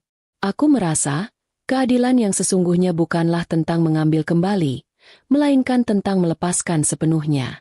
Kabar tentang penjualan aset ini cepat sampai ke telinga Arya. Tentu saja. Ia yang kini tinggal sendirian, menumpang di sebuah kamar kos kecil yang dibayarnya dari hasil menjual sisa jam tangan replika miliknya, pasti sudah merasakan tamparan itu. Setiap mobil yang terjual, setiap perabot mewah yang diangkut keluar dari rumah lama, pasti menusuknya lebih dalam daripada kata-kata. Aku tahu, ia pasti mencoba menghubungi pengacaraku, berteriak, mengancam untuk menuntut. Tapi pengacaraku, yang sangat loyal dan cerdas, hanya menjawab dengan satu kalimat. Nyonya Kirana tidak lagi memiliki koneksi finansial atau emosional dengan aset tersebut. Semuanya legal di bawah naungan yayasan. Arya tidak bisa berbuat apa-apa. Ia tidak punya uang untuk menyewa pengacara yang lebih baik, dan ia tidak punya bukti untuk menuntutku. Dia hanya punya penyesalan dan kemarahan. Sementara itu, Tania dan anak-anaknya pindah ke kampung halaman Tania di luar kota. Mereka pergi tanpa menoleh ke belakang, tanpa mempedulikan Arya yang kini terdampar sendirian di ibu kota. Arya, si pengusaha ambisius yang selalu dikelilingi bodyguard dan asisten, kini harus mengurus dirinya sendiri. Ia harus mencuci bajunya sendiri, memasak mie instan sendiri, dan menahan rasa malu setiap kali ia berpapasan dengan tetangga kos yang mengenali wajahnya dari berita lama. Ini adalah puncak penderitaannya. Hidup dalam kemiskinan yang mematikan, tetapi dikelilingi oleh ingatan kemewahan yang dulu ia buang. Suatu pagi, saat aku sedang meeting virtual dengan tim yayasan, aku mendapat kiriman paket aneh. Itu adalah sebuah kotak kardus lusuh, dikirim melalui layanan kurir biasa, tanpa nama pengirim, hanya alamat Arya yang lama. Aku membukanya dengan hati-hati. Isinya membuatku terdiam sejenak. Itu adalah semua hadiah pernikahan kami, termasuk foto-foto berbingkai yang dulu kami pajang di kamar. Ada juga beberapa surat cinta lama yang pernah ia tulis untukku. Semua barang itu dikirimkan kembali kepadaku, seperti sampah yang dibuang. Tidak ada catatan. Tidak ada pesan. Hanya barang-barang itu. Aku tahu, itu adalah caranya untuk mengucapkan selamat tinggal. Bukan karena ia membenciku, melainkan karena ia tidak tahan lagi melihat kenangan masa lalu yang kini terasa seperti ejekan. Aku menghela napas. Aku tidak merasakan kemenangan, hanya rasa iba yang dingin. Aku mengambil semua foto itu, membakarnya perlahan di halaman belakang apartemenku. Aku membiarkan asapnya membubung, membawa serta setiap kenangan yang tidak lagi kuinginkan. Setiap percikan api adalah penutup babak yang sempurna. Setelah itu, aku menelepon salah satu agen properti yang kupercayai. Tolong carikan aku satu unit apartemen kecil di luar kota, di daerah yang tenang, Bu, pintaku. Saya ingin membelinya, dan memberikannya kepada seseorang yang membutuhkan, agar dia bisa memulai hidup baru. Aku tahu persis siapa yang akan kuperhatikan. Bukan Arya, tentu saja. Tapi kerabat Tania, yang selama ini harus menanggung beban hidup Arya dan anak-anaknya tanpa bayaran. Meskipun aku tidak ingin berhubungan dengan Tania, aku tidak tega melihat kerabat yang tidak bersalah harus menanggung akibat kebangkrutan Arya. Aku ingin memberikan penutup yang penuh kearifan. Aku membiarkan karma menghantam Arya dan Tania. Tapi aku memilih untuk menyalurkan berkah kepada orang yang tulus. Aku tidak memberitahu Arya tentang amal itu. Itu adalah urusanku, dan itu bukan untuk tontonan. Aku kembali ke laptopku, melanjutkan proses editing video untuk Teras Berkisah. Aku sedang memasukkan musik latar yang tenang dan menenangkan. Aku tahu, kisah hidupku ini akan segera tayang. Aku sudah menutup semua celah. Rumah dijual, aset dilikuidasi, perceraian selesai. Arya telah kehilangan semua kekayaan, dan Tania telah meninggalkannya. Ia benar-benar sendirian, tanpa perlindungan dan tanpa alasan untuk menemuiku lagi. Kemenanganku adalah kebebasanku, dan kebebasanku adalah hukuman abadi baginya. Kini, fokus utamaku bukan lagi pada Arya, melainkan pada ribuan wanita yang mungkin membutuhkan suaraku. Setelah semua urusan hukum dan aset selesai, aku sepenuhnya mendedikasikan waktu dan energiku untuk Teras Berkisah. Aku ingin kanal ini menjadi bukti bahwa bangkit itu lebih indah daripada terpuruk. Aku menghabiskan waktu berminggu-minggu untuk menulis narasi yang tepat. Aku tidak ingin cerita ini terdengar seperti keluhan atau dendam. Aku ingin terdengar tenang, bijaksana, dan otentik. Menggunakan gaya bahasa yang santai dan tidak kaku adalah kunci, agar para penonton, terutama para ibu yang sudah matang seusiaku, merasa dekat dan nyaman. Pengkhianatan di ulang tahunku yang ke-30 adalah judul video perdanaku. Aku duduk di depan mikrofon, dengan ibuku mendampingiku. Aku menutup mata, dan aku mulai merekam. Aku menceritakan semua yang terjadi, dari awal pernikahan yang terasa sempurna, hingga malam kehancuran yang tiba-tiba. Di malam itu, semua orang mengira aku akan menangis. Semua orang mengira aku akan memohon. Tapi di dalam hati, aku hanya merasa lega. Lega karena akhirnya, drama palsu itu sudah berakhir. Aku tahu, harga diriku diinjak-injak, tapi aku juga tahu, Tuhan telah memberiku kesempatan untuk memilih kehidupan yang lebih baik, jauh dari topeng kepalsuan. Aku berbicara tentang bagaimana aku berkorban menanggung aib kemandulan demi menjaga harga diri suamiku, dan bagaimana pengorbananku itu malah digunakan sebagai senjata untuk mencampakkanku. Aku tidak menyebut nama Arya, aku hanya menyebutnya mantan suami, dan pria yang berhati lemah. Kekuatan narasiku adalah ketenanganku. Tidak ada nada marah, hanya penerimaan yang damai. Aku juga menyelipkan sedikit sentuhan humor yang bisa membuat penontonku tersenyum. Lucunya, aku yang dibilang mandul, ternyata tidak. Dan setelah semua aset perusahaan itu aku mandulkan dari aksesnya, aku merasa seperti baru saja melahirkan Kirana yang baru, yang bebas dan mandiri. Aku yakin, kalimat-kalimat seperti itu akan langsung menyentuh hati para penontonku. Karena mereka akan merasa terhibur dengan cara cerdas seorang wanita bangkit. Setelah proses rekaman dan editing di Clipchamp selesai, aku mengunggahnya. Aku tidak mempromosikannya di kalangan teman sosialitaku. Aku hanya mengunggahnya, berharap ia menemukan jalannya sendiri. Reaksinya di luar dugaan. Dalam waktu 24 jam, video itu meledak. Jumlah penontonnya melampaui semua ekspektasiku. Ribuan komentar membanjiri kolom chat. Mbak Kirana, suaramu sangat menenangkan. Aku yang umurnya 60 tahun ikut menangis tapi juga bangga mendengarmu. Aku juga pernah mengalami pengkhianatan, tapi tidak seberani kamu. Terima kasih sudah berbagi. Suaramu membuatku merasa tidak sendiri. Ini baru wanita cerdas. Diam-diam menghanyutkan. Salam dari ibu-ibu pengajian. Aku tersentuh. Aku tidak hanya menemukan hobi baru. Aku menemukan tujuan. Aku menemukan bahwa ada komunitas besar wanita yang haus akan cerita jujur, yang menguatkan, dan yang menunjukkan bahwa usia 50-an adalah usia emas untuk memulai segalanya dari awal. Aku menjadi sibuk membalas komentar, berinteraksi, dan menyiapkan materi cerita selanjutnya. Aku tahu, cepat atau lambat, Arya pasti akan menonton video ini. Dan benar saja. Suatu malam, saat aku sedang bersiap tidur, ponselku berdering. Nomor tak dikenal. Aku tahu itu pasti dia. Aku menekan tombol speaker dan menjawabnya. Halo. Suara di seberang sana sangat serak dan jauh lebih lemah dari terakhir kali ku dengar. Kirana, ini aku, Arya. Aku membiarkan keheningan sejenak. Aku sudah tidak merasakan getaran apapun. Ya, Mas Arya. Ada apa? Tanyaku datar.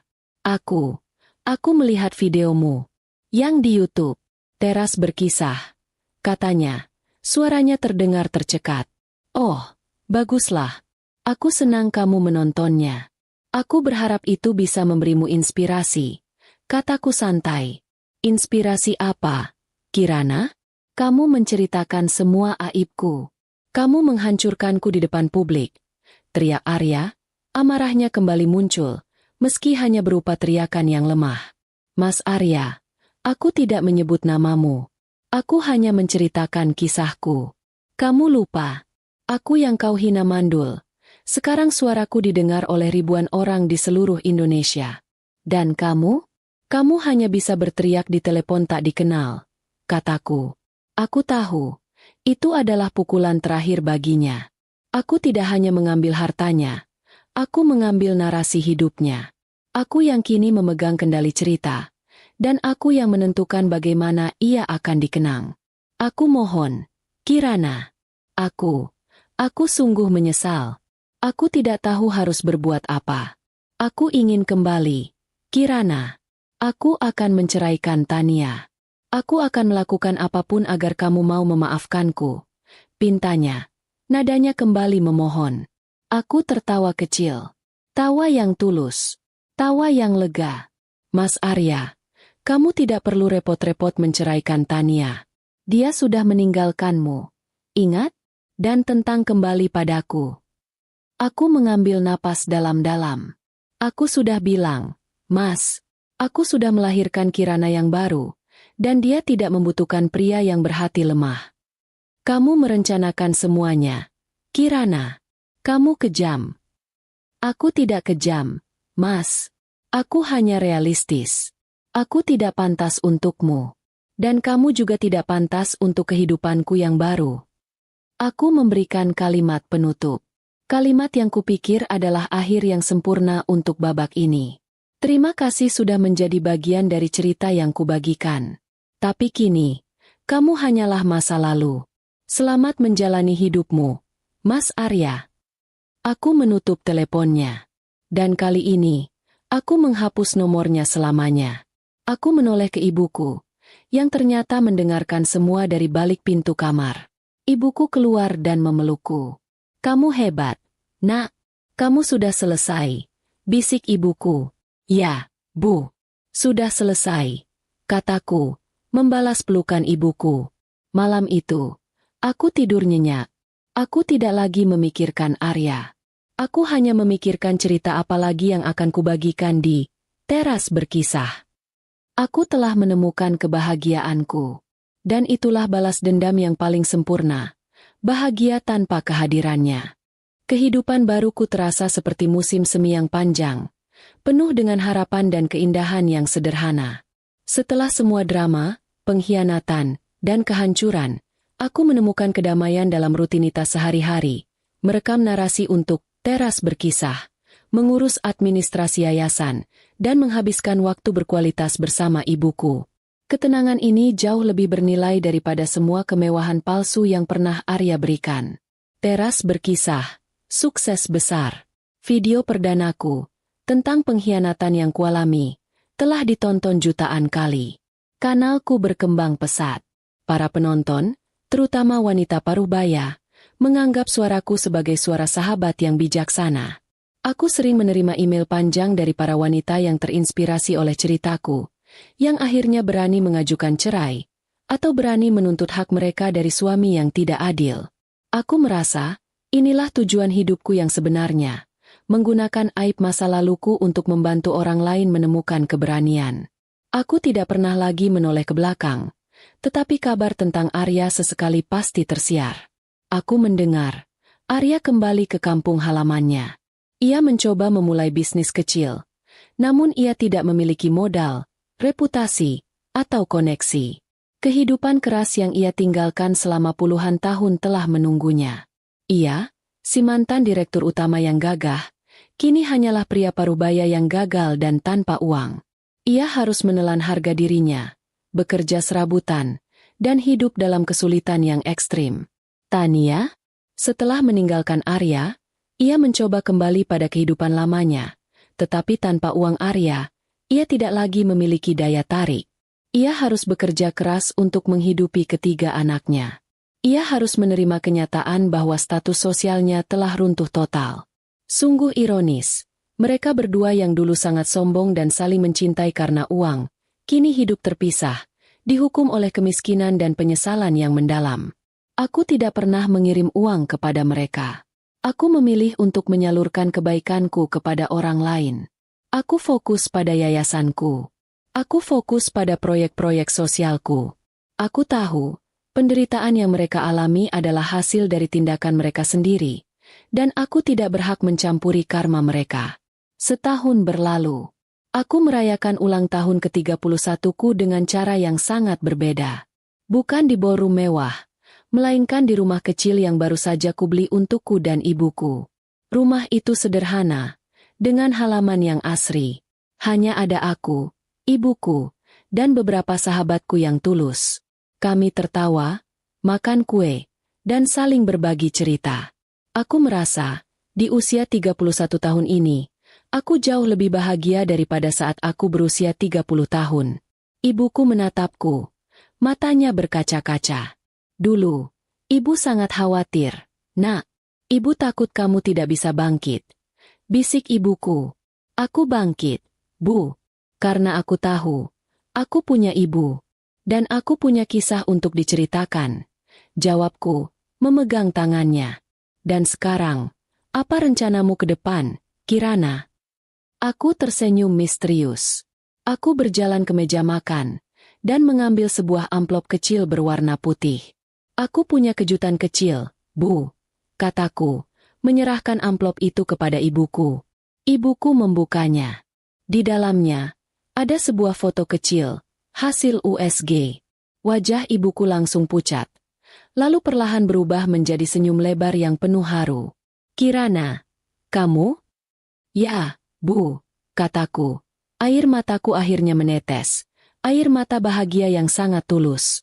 Aku tidak mandul.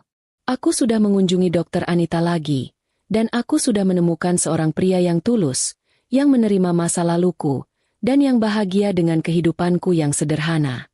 Tuhan memberiku hadiah yang sesungguhnya. Itu adalah momen yang sempurna. Aku tidak hanya mendapatkan kembali harga diriku, tapi aku juga mendapatkan karunia yang selama ini kuimpikan. Aku tahu, jika Arya mendengar ini, ia pasti akan hancur lebur. Pria yang menghinaku mandul, kini harus hidup miskin dan sendirian, sementara wanita yang ia ceraikan justru memulai kehidupan baru yang bahagia, sehat, dan akan memiliki anak. Aku tidak perlu berteriak. Aku tidak perlu membalas. Kehidupanku yang bahagia adalah balas dendam yang paling mematikan. Aku melihat foto USG itu, tersenyum. Aku tahu, anakku ini akan lahir di tengah keluarga yang penuh cinta dan kejujuran, bukan di tengah kemewahan dan kepalsuan. Aku duduk di kursi kerjaku, membuka laptop, dan menulis naskah untuk video, Teras Berkisah, selanjutnya. Aku ingin menceritakan tentang harapan, tentang karma, dan tentang keajaiban setelah kita berani melepaskan ikatan yang menyakitkan. Aku menutup naskah itu dengan sebuah pesan. Kepada semua wanita yang pernah merasa diinjak-injak, ingatlah, kalian tidak lemah. Kalian hanya sedang menanti waktu yang tepat untuk menunjukkan kekuatan kalian. Jangan takut untuk menutup buku lama, karena babak baru yang menanti kalian pasti jauh lebih indah. Kebebasan kalian adalah kebahagiaan kalian yang sesungguhnya. Dan kebahagiaan itu tidak bisa dibeli oleh siapapun. Aku memejamkan mata, membiarkan diriku merasakan kedamaian ini. Arya sudah menjadi bagian dari masa lalu yang tak lagi kuingat. Aku telah memenangkan segalanya. Harga diri, kebahagiaan, dan yang terpenting, diriku sendiri. Tiras kisahnya sudah selesai. Dan aku hidup bahagia selamanya.